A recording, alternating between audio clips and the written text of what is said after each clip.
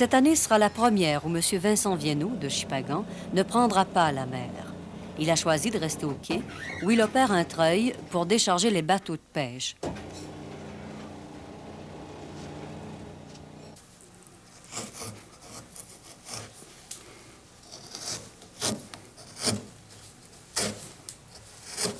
Son intérêt pour la chasse l'a amené à produire toutes sortes d'oiseaux en bois dont il se sert comme appât.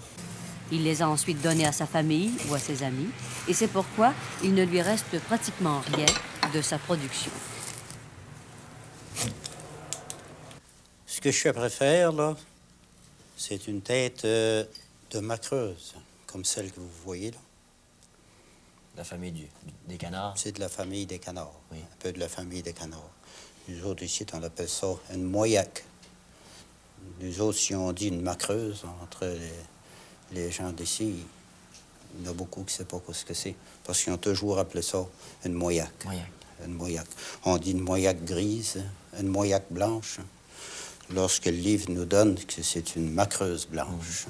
Vous y prenez comment? Vous avez beaucoup d'outils pour... Ben, j'ai les outils que j'ai ici. J'ai ces couteaux ici. J'ai ceux que vous voyez là. Et puis, j'ai mon couteau de poche, là, que j'arrive pour faire ces choses-là ici, pour découper, là. Oui. Pour sortir le bec et le côté des yeux. Je trouve plus facile là, moi, avec mon couteau de poche parce que j'ai la main plus, on dirait, plus solide. Là. Oui. Et puis, j'ai aussi mon poc-chèvre. Un poc-chèvre, et je peux un peu dégrossir aussi avec, comme vous voyez, comme ça. Voilà. Ça dégrossit la tête. Voilà. Vous faites ça, vous le faites en deux pièces? Vous faites je le fais en deux pièces, oui.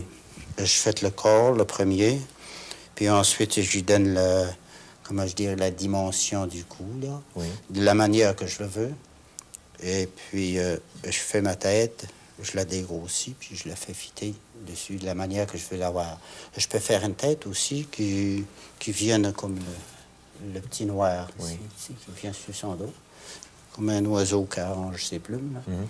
Puis un autre, plus de viré de côté. Est-ce que vous avez suivi des cours? Non, j'ai fait ça de moi-même. Je fais ça... Dans votre tête? Dans ma tête. Mais j'ai vu des oiseaux déjà. J'en ai vu de proche. Oui.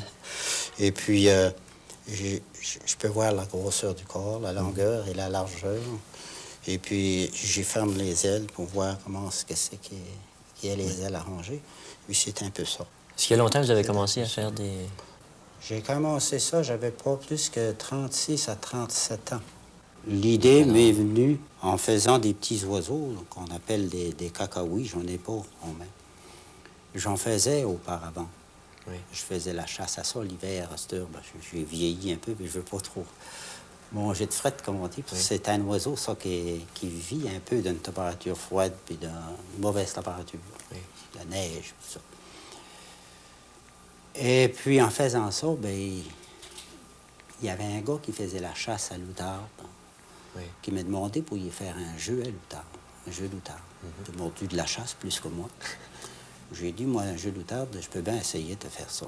Je te le garantis pas. De jour, j'ai réussi de lui faire un jeu d'outarde. Puis c'est là que, d'un chasseur à l'autre, ils sont mis après moi. Il y en avait qui avaient des jeux en plastique. Ils venaient d'avoir des jeux en bois d'une dizaine, ou 5 ou 6, pour mettre sur leurs bras, pour tenir une pesanteur sur leurs bras. Ben, je leur disais, on fera un bargain, tu viendras à la chasse avec nous autres. Hein. Ça ne te coûtera rien. Ben, de cette manière-là. Vous servez de ça comme appât pour attirer les... Ah, c'est ça. On se sert comme appât pour attirer les canards. Puis vous avez chassé vous-même assez longtemps? Ah oui, j'ai chassé. Vous faites la chasse encore? Encore, oui. Je fais la chasse encore. Surtout au canard? Au canard. Je m'attends d'aller à l'outarde cette année. Par ici, l'outarde, il n'a pas tellement, à part qu'on peut y aller dans le bout de Tracadie. Mais c'est pas fameux. On se déplace plutôt à l'île du Prince-Édouard. Quand on veut faire vraiment une bonne semaine de chasse, là. Puis avoir du plaisir, il faut y aller à l'île du Prince-Édouard, faire la chasse. Votre métier, vous, c'était... Moi, c'était un pêcheur. Vous avez fait la pêche plusieurs années? Ah oui, j'ai fait la pêche 30 ans, entre 27 à 30 ans. Je mettrais 30 ans. Pas toujours en gros bateau hauturier, mais dans les petits bateaux côtiers, j'ai fait une couple d'années de pêche avant d'embarquer comme pêcheur hauturier. On appelle pêcher la grande pêche qu'on appelle ici. Oui. Au début, ben, on pêchait la morue. Puis ensuite, ça tombait à la pêche au crabe, ça a changé.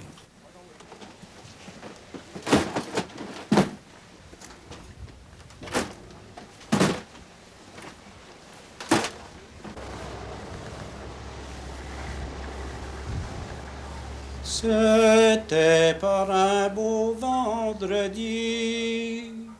nous étions partis de Lisbonne, c'est de la France pour revenir. Sur le grand navire de Bayonne, nous n'avons pas doublé les pointes que le vent y virait sur roi. A bien fallu tourner nos voiles pour naviguer au corps nord-ouest.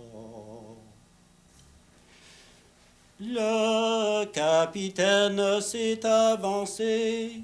Où est le maître du navire? Honneur, dit-il, à qui vivra? Mon grand mot, c'est ma compagnie. Courage, mes enfants, courage, notre homme, il gouverne bien. Et là, tenez-vous bien de garde, car le vaisseau vire en travers. Nous nous jetâmes à genoux, priant la divine Marie, priant la divine Marie, de nous avoir conservé la vie. Une grande messe nous ferons dire à notre grand rassemblement. À la chapelle de Notre-Dame, nous prierons Dieu dévotement.